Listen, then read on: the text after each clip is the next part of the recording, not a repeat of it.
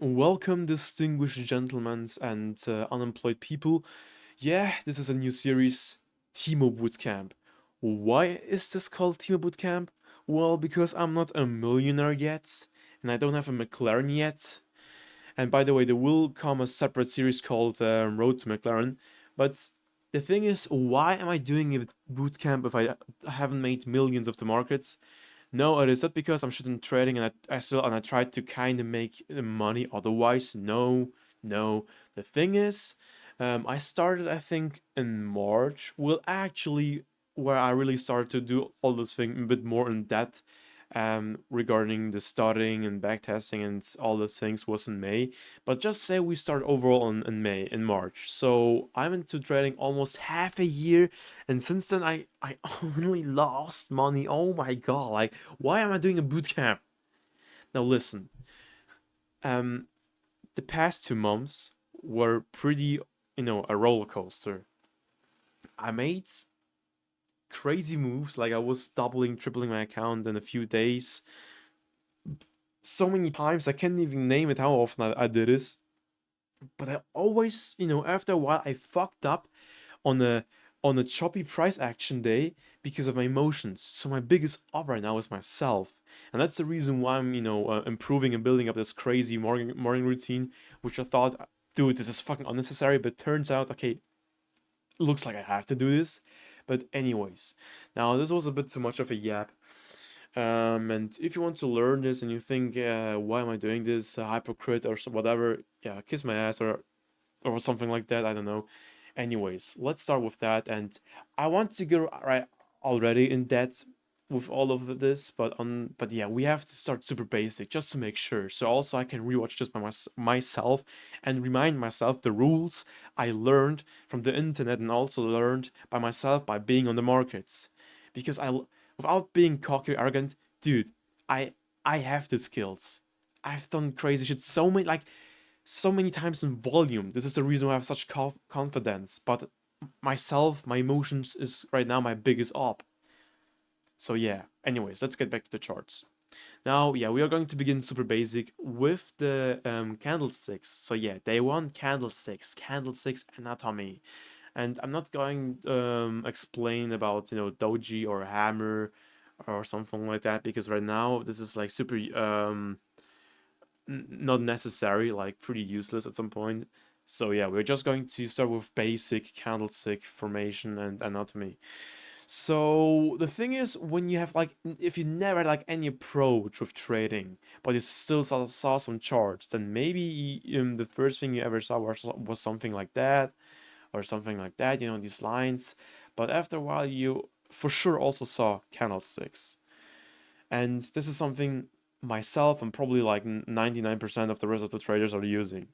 So, what is exactly a candlestick? Well, a candlestick is like like I would say a range, or where price was forming. Like it's like data in one candlestick. Because the thing is, you can always scale further down to the lower time frame. So one candlestick is like literally the price action which happened in one candlestick. Like just information if you want so. And how, like, because when we see right now, here's an example. We see the daily candle, right? We can mark out this high and this low, right? So we see just one candlestick, the high and the whole and the low. And when we scale down to the 1 hour, we see much more information, and we see what was happening within this candlestick. So I hope you kind of get the understanding what I'm talking about. So okay, now knowing that, now I can kind of start to explain the anatomy. So, as you could see, a regular candlestick is built like that. Let me draw it. Boom, boom. Yeah, like that. So, let's say this is a bullish candle. Okay? And we see a wick and a body. And the bottom of this body is where price was opening. Because you see, it's always, moving on, like it's doing all this shit. Then the next candle appears, the candle is formatting, then it closes in this time frame, and then the next one comes. So whenever like the previous one is closed and it starts to up to the next one from building the next candle, then there's always an open. It doesn't start like randomly somewhere. It's always an open, and the top or the bottom of the candle is it's open. So this is the open of the candle.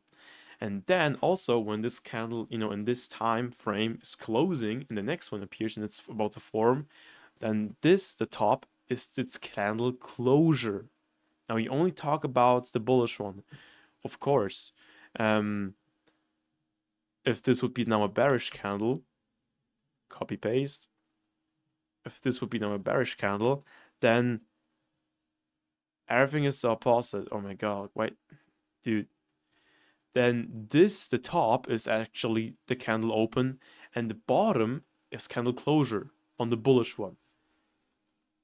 Okay? Okay. All right, now I can move on to the next thing, now knowing that. Now, what's up with the wicks?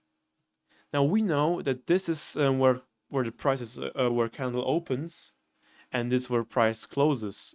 Opposite thing with the bearish candle. But what's up with the wicks? The thing is, when it opens right there, price still can go below that. So this means this is like the lowest point that price reached within this candle.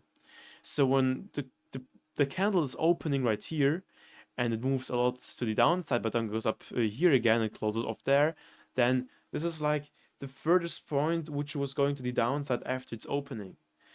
So as you can imagine, same thing counts for the upper side of this wick. So this is like the highest point price was going before it went back down until its candle closure. So same thing for the bearish one. Candle open. Oh, price after opening this candle within this candle was going more high, then went down again, then actually went till here, then it was going back up, and then it closed right there. So this is literally a candlestick, how it's built, how it functions. Yeah, it's not that very complicated, to be honest. But fair enough, at the beginning, I was actually kind of a bit confused by that. But now knowing that after what I explained to you, this is also the reason why the wicks are always different and why always the bodies are always different. Because I was always a bit confused at the early beginnings why certain wicks are so much larger or shorter. Because we see certain wicks are just super huge or super large, or certain bodies are super small, like this one. Like this is a classic doji candle. So we can see price was opening here, then kind of probably went much to the downside and a lot to the upside, and but still somehow price went to the downside and closed here. So you can go this over and over again. Also mark out the highs and lows of this candle, and then scale down to a lower time frame, and then you can see what I mean. Also, that there's like more information within this within that.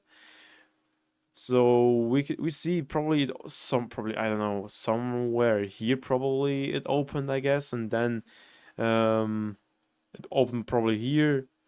Wait, was this a bullish one? It probably opened here, went down there, then to the upside. More like here to the upside. Now this was a bad example.